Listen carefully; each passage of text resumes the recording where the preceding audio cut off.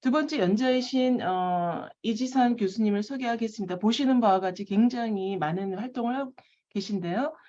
교수님은 연세대학교 간호대학을 졸업하시고 서울대학교에서 이제 박사학위를 건강정보학으로 이제 취득을 하셨습니다. 특히나 이제 지도 교수님이신 김정은 교수님은 소비자 건강정보학, 디지털 헬스 형평성 이런 부분에 대해서 국내에 대가셨는데 굉장히 또 교수님께서 교수님의 이제 지도를 받아서 최근에 디지털 건강 형평성 증진을 위한 모바일 앱, MS 앱, 메타버스 AI 기반 스마트 건강관리 등 굉장히 다양한 그 연구재단, 과학기술정보통신부, 보건복지부 등의 지원을 받아서 연구를 또 하고 계시고요. 우수 신진 연구자로서 지금 왕성하게 이제 활동을 하고 계십니다. 그다음에 특히 자기 주도적 건강 관리를 위한 사용자 요구도에 기반한 앱 선별 방법 및 시스템을 특허 출원하셨고 몇 개를 더 이제 출원하신 걸로 알고 있습니다. 현재는 보건복지부 글로벌 디지털 헬스 파트너 근거 및 평가, 의료인과 소비자 참여분과위원 등을 맡고 계십니다. 오늘 강의해 주실 주제는 리얼월드 디지털 헬스케어 실현화를 위한 간호사의 역량인 정보적 사고와 디지털 헬스 형평성의 이해를 주제로 이제 말씀해 주실 예정이십니다. 이지산 교수님을 큰 박수로 환영해 주시기 바랍니다. 교수님 모시겠습니다. 네, 안녕하세요. 이지산입니다. 제 목소리가 잘 들리실까요? 네, 아주 잘 들립니다. 네. 그러면 제가 화면 공유 시작하고 발표 시작하도록 하겠습니다.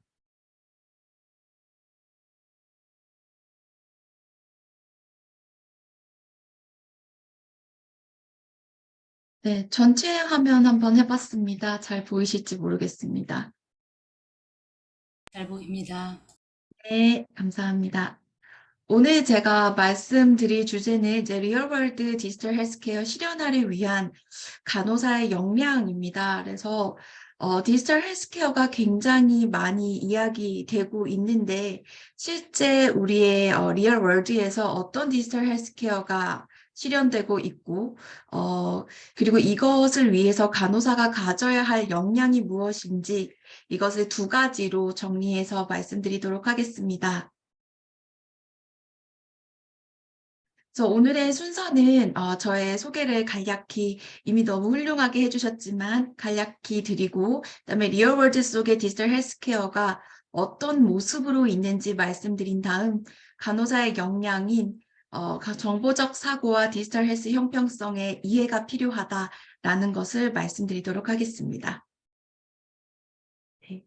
소개받은 바와 같이 저는 이지산이라고 하고요. 유저 익스피리언스 베이스드 MS 서비스를 디자인하고 그 질평가를 하는 것을 주 목적으로 합니다. 이 모든 것은 디지털 헬스 형평성이라고 하는 조금은 생소할 수 있지만 제가 오늘 설명드릴 단어, 그 역량을 향상시키기 위함이다 라고 이해하시면 되겠습니다. 제가 하는 분야는 간호정보학 분야에서도 소비자 건강 정보학으로 불립니다. 그러니까 보통 정보학이라고 하면 저는 이제 쉽게 두 가지로 설명합니다. 컴퓨터와 만나는 정보학이 있고요. 사람과 만나는 정보학이 있습니다. 라고 대답을 합니다. 그러니까 주로 컴퓨터 앞에서 데이터 분석을 하고 컴퓨터 프로그래밍을 하고 이런 것들을 컴퓨터 앞에서 하는 정보학이라고 하고요. 제가 하는 정보학은 환자나 아니면 병원 정보 시스템의 의사, 간호사, 선생님들을 만나서 그분들이 필요한 서비스를 직접 디자인하고 개발하고 효과평가 그리고 서비스까지 연결하는 사람과 연결되는 정보학이라고 말씀드릴 수 있겠습니다. 네, 요거는 제가 아까 소개받은 슬라이드니까 넘어가도록 하겠습니다. 제가 운영하고 있는 작은 연구실의 이름은 위드랩입니다. 웜 IT for Healthcare라고 이름을 지어봤는데요. 이런 IT를 정말 따뜻한 기술이 될 수 있도록 할 수 없을까라는 고민에서 저의 연구실은 IT를 활용한 헬스케어 서비스를 하고 특히나 타겟 파퓰레이션을 정말로 도움이 필요한 노인뿐만 아니라 장애인 또는 희귀질환 환자들 아니면 아동 환자와 보호자분들 그러니까 병원에서 사실 저는 혼자 몸만 가도 가끔은 못 알아듣겠거든요. 어디로 가라는 건지 무슨 말인지 못 알아듣겠는데 이제 그런 것들을 더 알아듣기 힘든 그런 환경이나 스테이터스에 있는 분들을 위해서 디지털 헬스케어를 하고 싶다라는 마음에서 저희 연구실은 이제 위드랩이라고 이름을 지어보았습니다. GKNF와의 인연을 한번 정리해봤습니다. 이번에 그 특강을 의뢰받으면서 너무 감사한 마음에 어떻게 저를 알게 되셨을까? 이선희 교수님께서 K무크에서 이제 저를 발견하게 되셨다라고 말씀해 주시기도 하셨고요. 보니까 제가 그 박사과정 때 GKNF를 2번 참석했더라고요. 그래서 2017년에 시카고에서 그다음 2018년 뉴욕시티에서 2번 포스터 발표를 한 사진이 있어서 한번 들고 와봤습니다.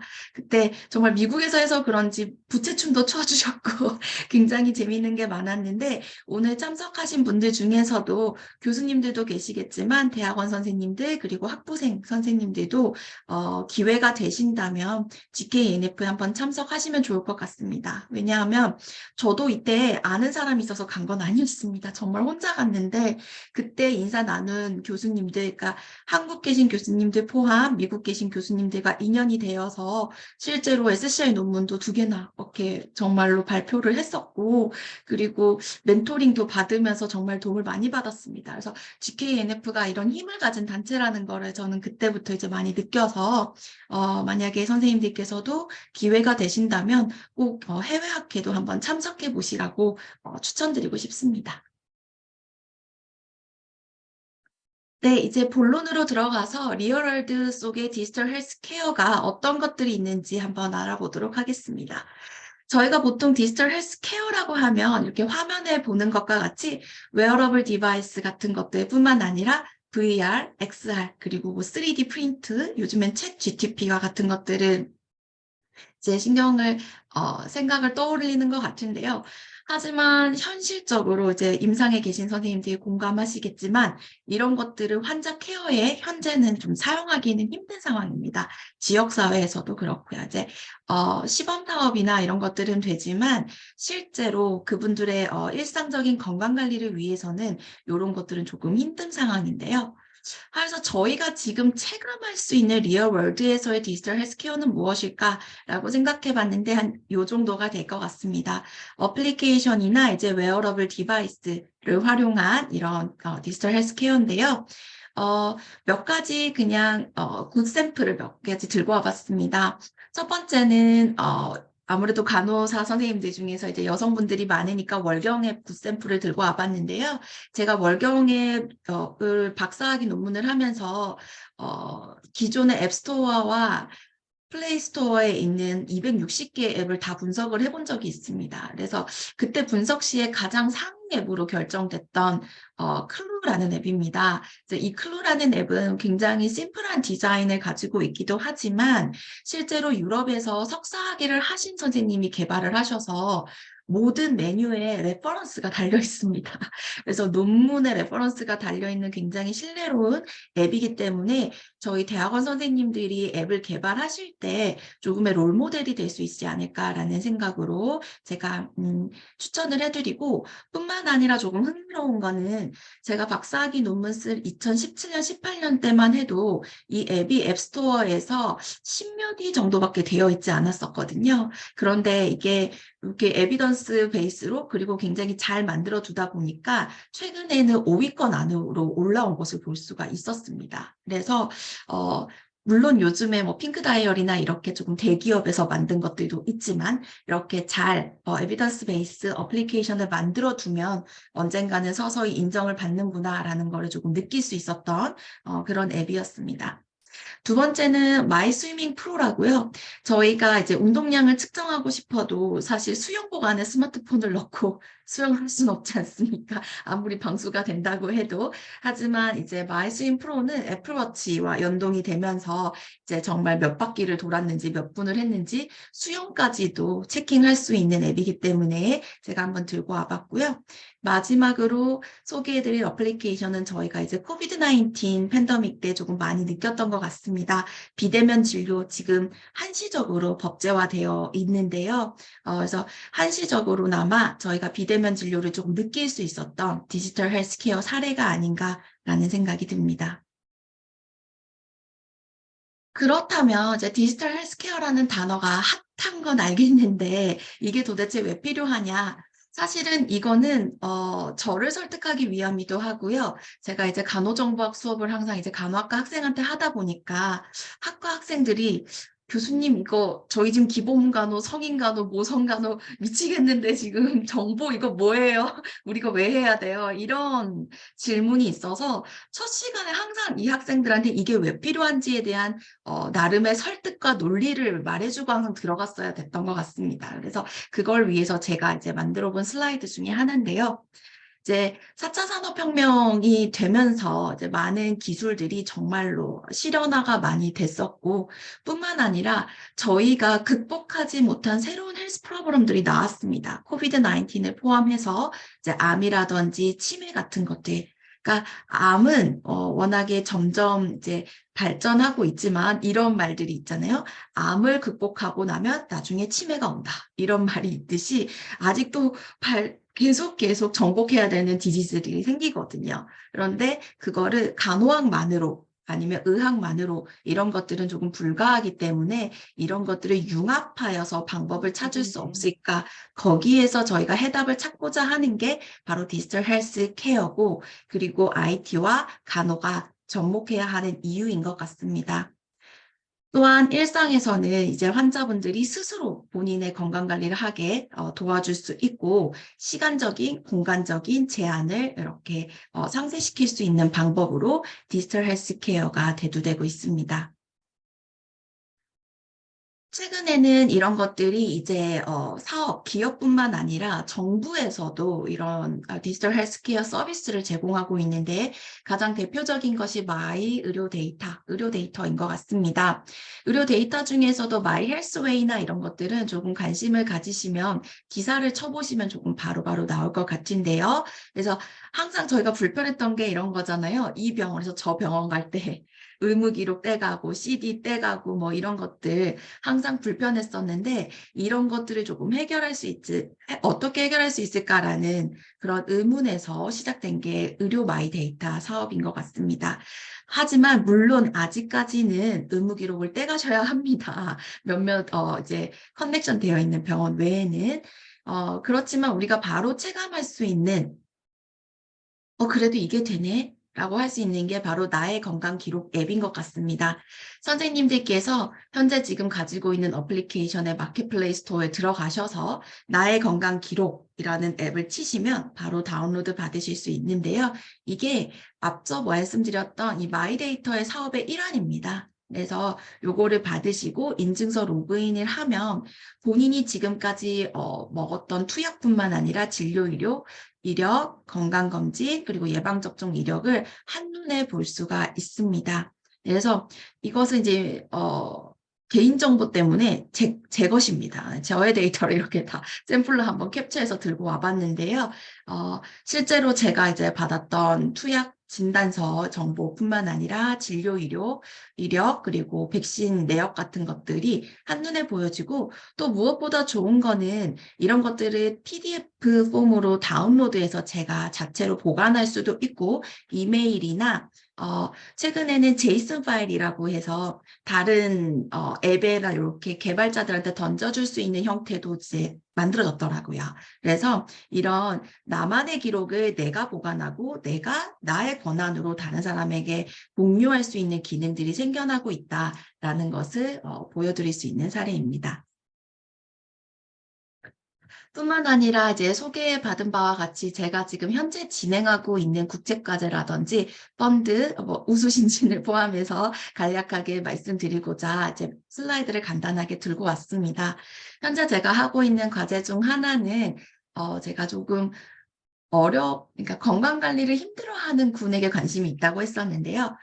저희가 이제 중학생만 돼도 보통은 건강관리랑 굉장히 멀어지는 것 같습니다. 초등학생 때까지만 해도 그래도 체육 시간에 나가서 놀지만 중학생 때부터는 체육 시간에 이제 점점 기피하게 되고 공부를 하게 됐던 것 같은데요. 그래서 중학생 청소년들을 위해서 어떻게 건강관리를 해줄 수 있을지 에 대해서 고민을 하였고, 이 과제는 현재 강북삼성과 앱 개발 업체와 함께 협업하는 연구로 메타버스 플랫폼과 또 이제 협약을 맺어서 학생들이 그 안에서 캐릭터를 만들고 그 안에서 특강을 듣고 포인트를 따고 그 포인트는 실질적인 포인트와 연결이 되도록 만들고 있는 과제고, 지금 3차년에서 2차년이기 때문에 현재 앱 초안이 나오고 올해에 이제 서울시에 있는 중학교와 협약을 맺어서 한 100명 정도의 학생들에게 소규모 실증을 하고 내년에 한 500명의 대규모 실증을 할 것 같습니다. 두 번째는 말씀드린 바와 같이 이제 아동과 보호자가 함께 외래를 봤을 때 집에 들어간 다음에 뭐 이제 외래 다녀온 사람에게 그래서 의사 선생님이 뭐라 그래? 라고 했을 때 바로 입에 말이 잘 안 떨어집니다. 괜찮대 뭐 이 정도 아니면 약 먹으래 뭐 이런 정도인데 이런 것들을 해결해 줄 수 있는 방법이 바로 오픈노츠입니다. 우리나라에서는 사실 환자가 본인 기록을 보기에도 굉장히 힘들어요. 그러니까 제 기록인데 제가 보기가 너무 힘듭니다. 하지만 미국은 오바마 정부부터 해서 블루버튼 사업으로 본인의 기록을 본인이 언제든지 온라인으로 어세스해서 볼 수 있는 제도가 시작이 되었고 작년 정도부터 이게 법제화가 됐습니다. 그래서 모든 환자들이 본인이 원하면 언제든지 온라인으로 접속해서 본인의 데이터를 볼 수 있도록 무료로 할 수 있는 것들이 이제 연방법으로 되어 있기 때문에 그런 것들이 저희가 이제 오픈 노츠 어떤 사업이라고 하는데요. 이 노츠는 뭐냐면 진료 기록을 저희가 이제 영어로 노츠라고 한다고 합니다. 그래서 자신의 진료 기록을 환자에게 오픈한다라고 해서 오픈 노츠이고, 이것을 이제 우리나라에서 한번 실현해 보기 위해서는 선생님들 조금 예상 가능하실 수 있겠는데요. 이 노츠는 의사가 적는 것이고 이것을 공개한다는 것은 의사에게 조금 큰 부담이 될 수도 있습니다. 저희가 간호기록도 사실 환자한테 갑자기 보여주라고 하면 저희가 좀 갑자기 조금 이거 보여줘도 되나? 뭐 이런 생각을 하게 될 것 같은데요. 그래서 이런 사업을 하는데 이제 의료진의 어떤 적극성이 굉장히 중요한 부분이고, 다행히 이제 대한의료정보학회에서 이사장 하셨던 이제 그 차병원의 성형외과 교수님께서 본인이 하겠다, 내가 먼저 우리나라에서 해보시겠다라고 하셔서 저희가 지금 한번 해보고 있습니다. 지금까지 한 50명의 환자에게 외래 후에 외래에 대한 썰머리 노트를 이제 SMS, 그러니까 문자로 보내주고 그 효과성 검증을 하고 있는 연구다라고 할 수 있겠습니다.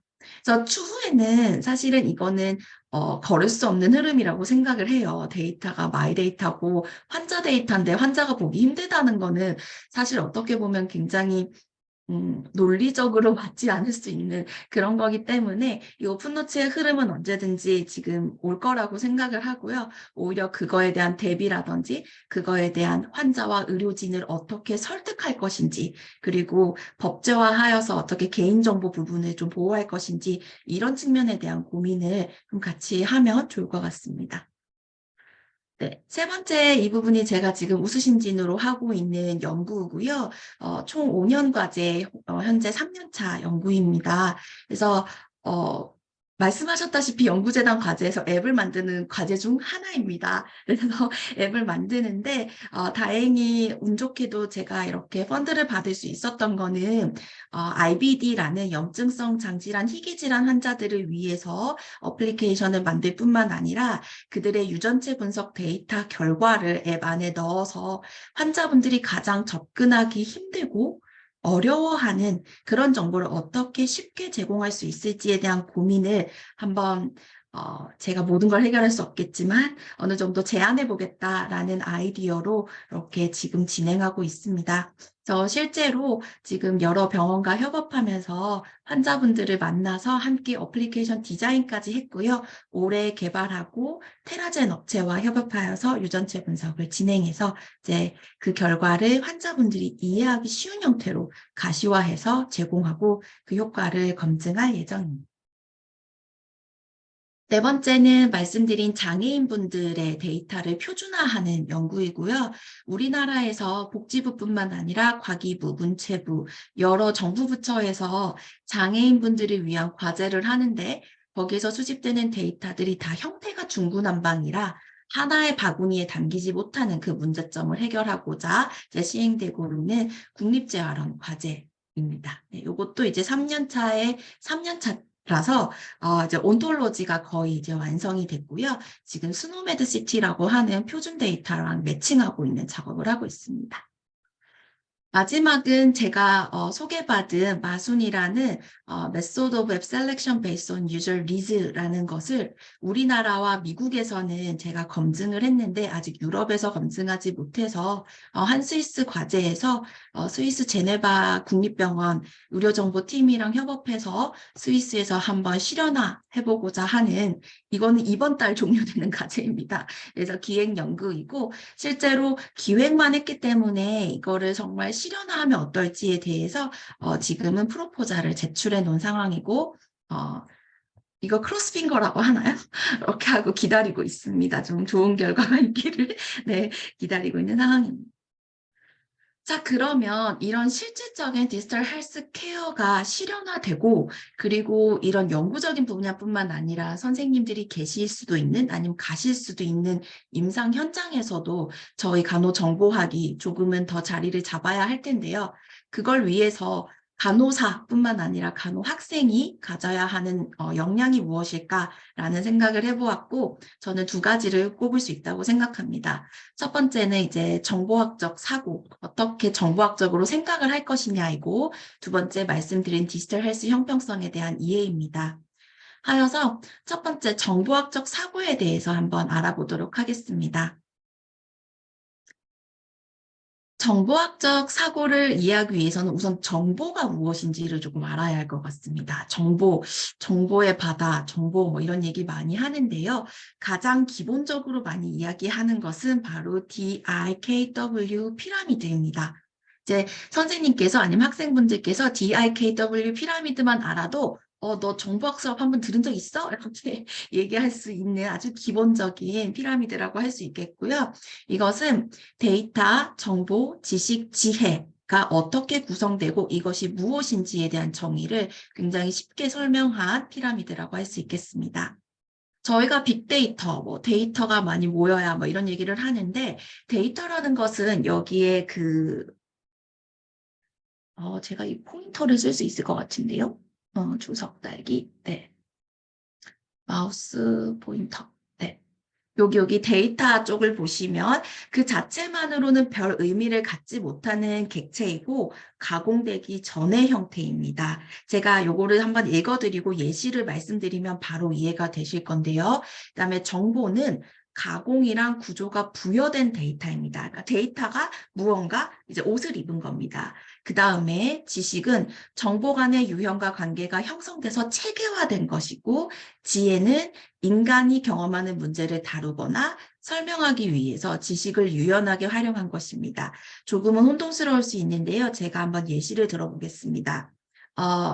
예를 들어 68 이렇게 한다면 그냥 68이라는 숫자만 있으면 이건 데이터입니다. 근데 뭔지 모르죠? 하지만 뒤에 킬로그램이 붙으면 저거 혹시 이지산 몸무게인가? 라는 정보가 될 수 있겠습니다. 그래서 데이터가 이렇게 단위가 붙고 상황이, 구조가 이제 부여가 되면 저거는 몸무게구나 라는 것을 알 수 있습니다.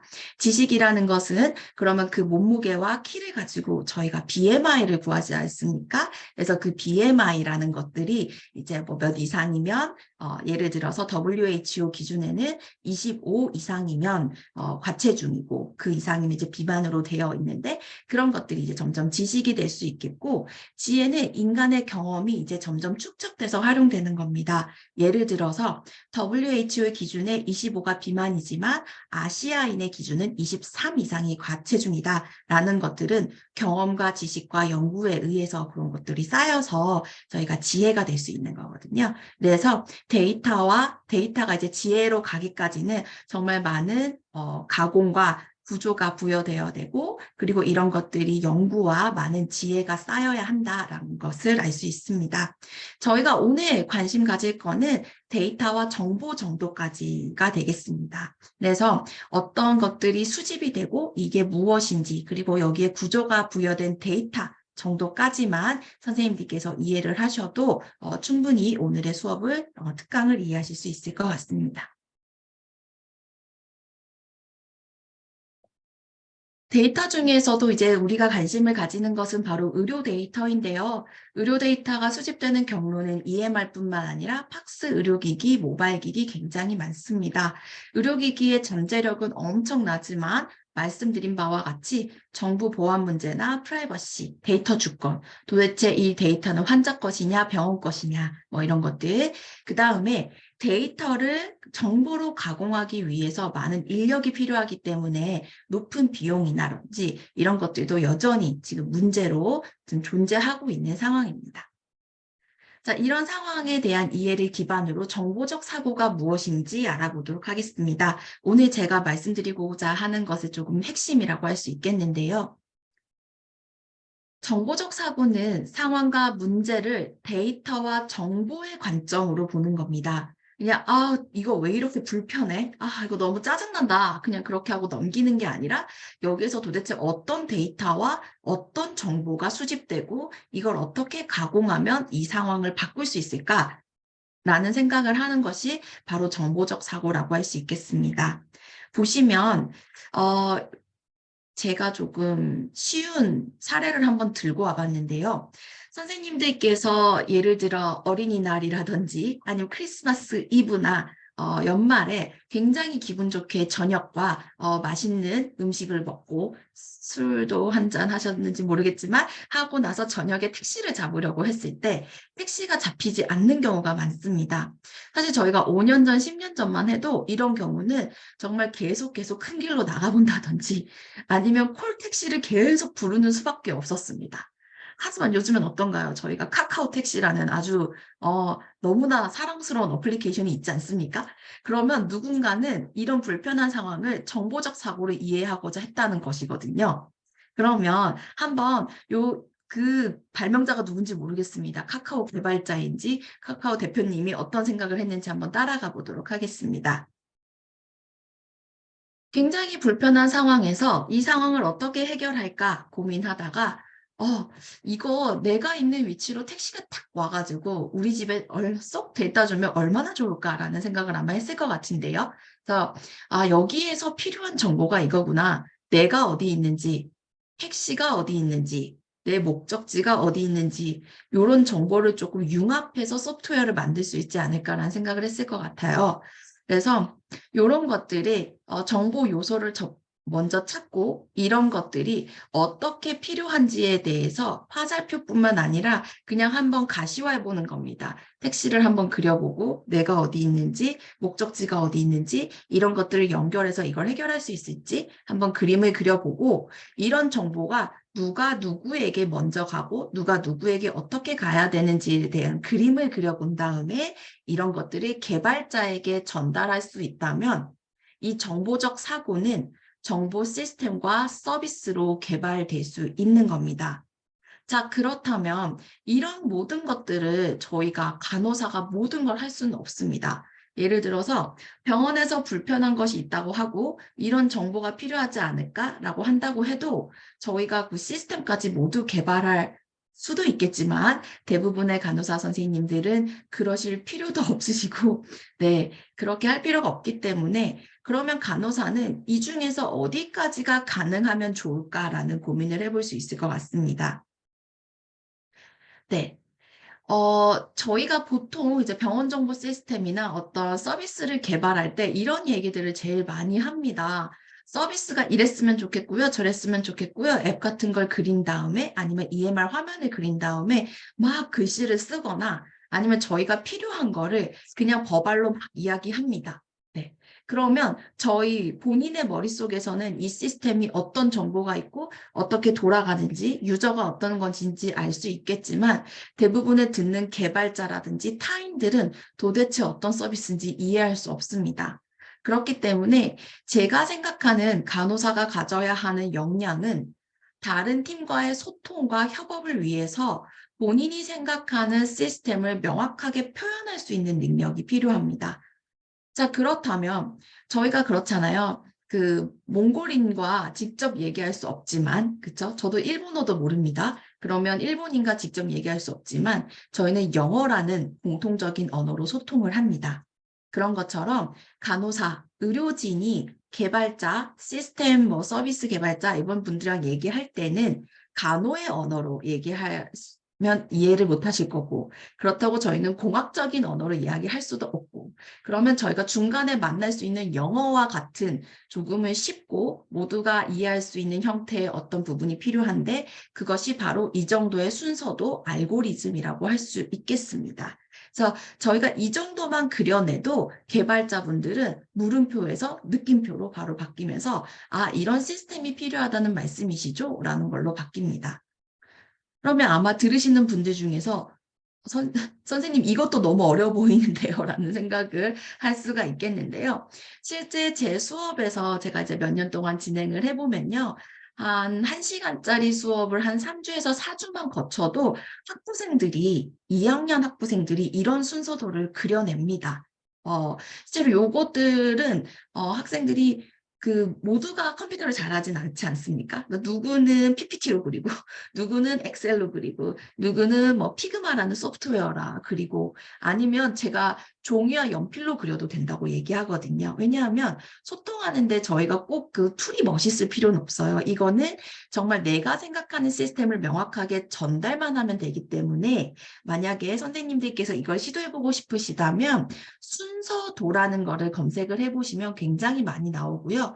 실제로 네모, 그 다음에 여기 알약 모양, 다이아몬드 모양, 요 세 가지 모양만 알아도 시스템이 돌아가는 것을 충분히 설명을 하실 수가 있습니다. 그래서 만약에 다음에 기회가 된다면 이런 선생님들이 생각하는 아이디어를 순서도로 나타내는 이런 자리가 있어도 충분히 재밌을 것 같은데요. 저는 주로 이제 2학년 학생들 또는 3학년 학생들이랑 이제 본인이 생각하는 AI를 접목한 간호 서비스 같은 것들을 순서도로 나타내고 이것을 그려내는 그런 수업들을 주로 진행을 하고 있습니다. 그래서 정보적 사고가 가능하다면 소통을 위해서 순서도 정도까지는 그리고 그 유튜브에 보면 순서도 그리는 방법 3분 영상 이런 것들이 굉장히 많거든요. 그래서 그런 것들을 수업에서 활용하셔도 좋을 것 같습니다. 두 번째 역량으로 말씀드리고 싶은 것은 디지털 형평성의 이해입니다. 디지털 형평성이라는 게 조금은 이제 생소한 단어일 수 있겠는데 이것은 이제 선생님들께서 조금은 이제 알아두시면 이제 좋으실 거고 앞서서 이선희 교수님과 함께 그 질문해 주신 김희숙 교수님께서도 디지털 격차라든지 이런 것들을 굉장히 많이 말씀하셨습니다. 이러한 격차를 해소하고자 하는 게 바로 디지털 형평성의 향상이라고 할 수 있겠습니다. 자, 영어로 보시면요. equality가 아니라 equity입니다. equality는 모두에게 동일한 것을 주는 것이고 equity는 그들의 니즈를 파악하여서 주는 것인데요. 이게 그림으로 간단히 조금 설명을 해드리면요. equality는요. 어떤 사람인지 받는 사람에 상관없이 동일한 이 노란색이라고 해야 될까요? 노란색 박스가 저희가 생각하는 복지 서비스 아니면 헬스케어 서비스라고 생각을 한다면 이 사람이 키가 큰지 작은지를 고려하지 않고 동일한 서비스를 제공하는 겁니다. 철봉에 손을 잡는 것을 어떤 건강에 대한 도달이라고 생각을 한다면 누군가는 동일한 서비스를 제공했을 때 건강에 도달을 하지만 누군가는 도달하지 못하는 상황에 이제 처하는 것이죠. 그런데 헬스 에쿼티를 고려한다면 키가 큰 사람, 작은 사람을 고려해서 그들에게 맞는 디지털 헬스케어를 제공하는 것이 바로 에쿼티를 위한 노력이라고 할 수 있겠습니다. 예를 들어서 노인분들에게는 글자를 큰 앱을 개발한다든지 아니면 장애인분들을 위해서는 음성 지원이 되는 어플리케이션 또는 예를 들어 또 노인분들을 위해서는 꼭 텍스트로만 어떤 설명이나 헬스케어 서비스나 간호 교육을 하는 게 아니라 동영상이라든지 아니면 다른 그들에게 맞춤형으로 제가 제공하는 게 아니라 그들이 이해할 수 있는 서비스를 제공을 하고자 하는 게 바로 디지털 헬스 에쿼티 향상을 위한 노력입니다. 그렇다면 이런 디지털 헬스 에쿼티를 위해서 저희가 무엇을 해야 되냐? 이런 것에 대한 연구들이 나와 있습니다. 기본적으로 기술이 이제 발전되어 있어야 하고, 그리고 앞선 이선희 교수님께서 말씀을 해주셨던 리터러시 부분도 준비가 돼야 됩니다. 즉 소비자가 이거를 이해할 수 있는 문해력이 있어야 된다는 거죠. 그래서 에쿼티와 리터러시는 절대 떨어질 수 없는 그런 하나의 페어 쌍이다라고 이해할 수 있겠고, 당연히 인터넷 커넥션과 프라이버시 문제가 해결이 돼야 합니다. 그런데 저희가 그 에쿼티, 제가 봤을 때는 특히 우리나라는 병원도 많고 이미 많은 사람들이 의료 서비스를 받지 않을까요? 라는 생각을 할 수 있겠지만, 저희가 디지털 헬스 케어에서 제가 재밌는 사례를 2개 정도 들고 와봤습니다. 혹시 그 포켓몬고라고 들어보셨는지 모르겠습니다. 그 예전에 모바일을 들고 다니면서 포켓몬을 이렇게 잡는 그런 게임이었는데요. 포켓몬고가 실제로 도심에, 그리고 서울, 대도시에는 포켓몬이 많았는데, 이제 도시에서 멀어질수록 포켓몬이 작아서 온라인으로 하는 게임에도 불구하고 대도시에 있는 사용자들이 굉장히 유리했던 경험이 있습니다. 그건 우리나라뿐만 아니라 미국이나 어느 나라에서도 동일한 상황이었고요. 그 다음에 이런 웨어러블 헬스 트래커 같은 경우에도 PPG 센서라는 이제 빨간색 불이 반짝반짝거리는 그걸로 보통 세츄레이션이나 EKG 같은 것들을 이제 측정을 하는데, 이것이 이제 피부가 밝은 백인이나 이제 우리 정도의 한국 사람 정도는 잘 측정이 되는데, 흑인에게서는 잘 측정이 되지 않는 현상이 초반에 발생을 했습니다. 근데 그것이 단순히 피부가 조금 짙어서 그런 게 아닐까요? 라고 생각했지만, 사실 그것의 원인을 찾아보니 그 원인은 개발자 대부분들이 이렇게 밝은 피부를 들고 있었기 때문에 본인이 테스트하면서 문제가 없어서 이제 그렇게 개발이 된 것이죠. 나중에 그게 문제가 된 것을 발견하고, 이제는 이제 다크 스킨을 가진 사람들에게도 테스트를 하고 개발을 하면서 그 격차는 점점 줄어드는 사례가 있었죠. 지금 제가 말씀드린 사례는 조금은 이제 시비한 건강 결과를 나타내는 건 아니고 되게 라이트한 거였지만, 이런 것들이 정말 당뇨라든지 아니면 조금 더 심각한, 그리고 정말 더 집중적인 케어가 필요한 건강 문제에서도 발생을 한다면, 그거는 건강 기술의 단순히 차이가 나중에 건강 아웃컴에 대한 결과까지 영향을 미칠 수 있게 되는 겁니다. 그렇기 때문에 저희 간호사는 이런 격차가 있을 수도 있음을 인지를 하고, 이런 격차를 어떻게 줄일 수 있을지에 대한 고민을 함께 할 필요가 있겠습니다. 자, 그러면 해답이 뭡니까? 라고 한다면 보통 연구에서는 이 3단계를 이야기합니다. 첫 번째는 이런 불평등을 디텍팅 하는 것이, 그러니까 처음에 보통 저희가 인사이트를 가져야 하잖아요. 그래서 정말로 어떤 차이가 있는지를 발견하고, 두 번째로는 이것이 왜 발생했는지를 이해한 다음에 이것을 줄이기 위한 서비스 디자인, 인터벤션, 효과 평가, 이런 것들이 필요하다고 3단계를 주어서 이야기하고 있습니다. 그렇다면 실질적으로 첫 번째 디텍팅은 어떻게 하나요? 저희가 이제 대학원에 가면 좀 어렵게 듣는 수업이 있죠. 바로 도구 개발 수업입니다. 그래서 몸무게를 재려면 체중계가 필요하듯이, 저희가 디지털 헬스 에쿼티의 차이가 얼만큼 있는지 알려면 측정 도구가 필요합니다. 쉽게 말해서 이제 설문지 같은 것들이 필요하다고 할 수 있겠습니다. 이런 것들을 이제 개발하고 검증하는 것이 첫 번째 단계.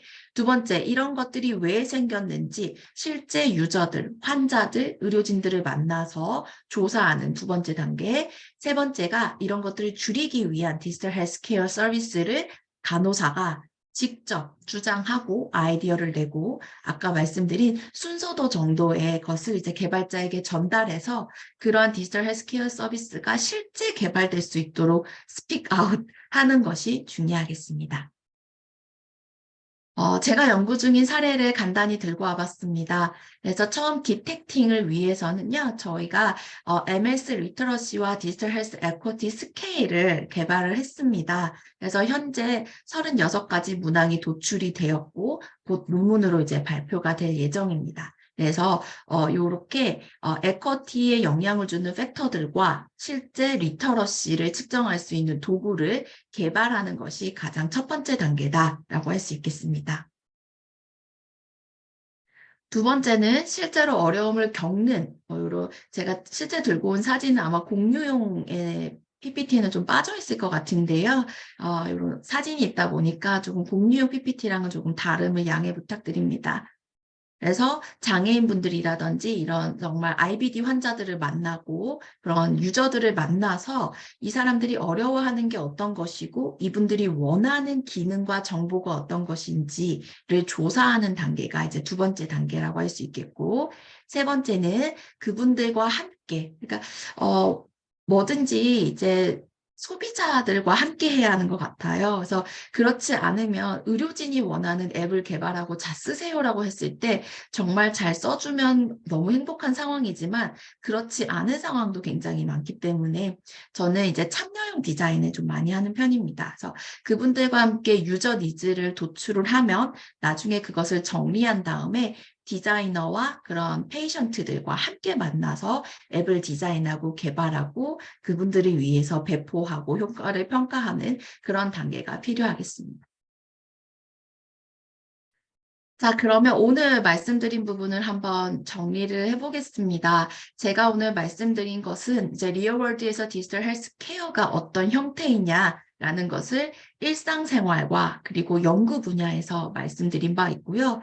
그리고 이러한 세계에서 우리가 정말 발전하기 위해서 어떤 역량이 필요할지에 대해서 정보적 사고뿐만 아니라 디지털 헬스 형평성에 대한 이해를 기반으로 이러한 디지털 헬스 케어가 정말 많은 사람들에게 활용되고 배포되고 그리고 격차를 줄일 수 있도록 나아가야 한다라는 것을 말씀드렸습니다.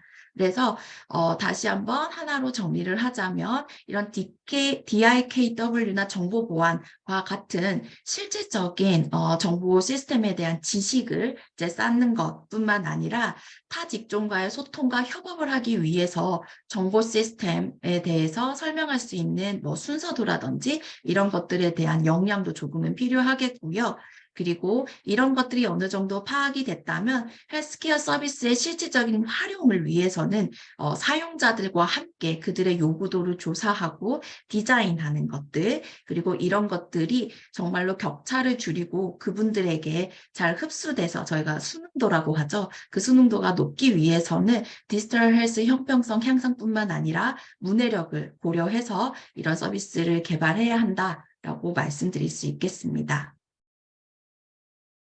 그래서 오늘 제 발표는 여기까지고요.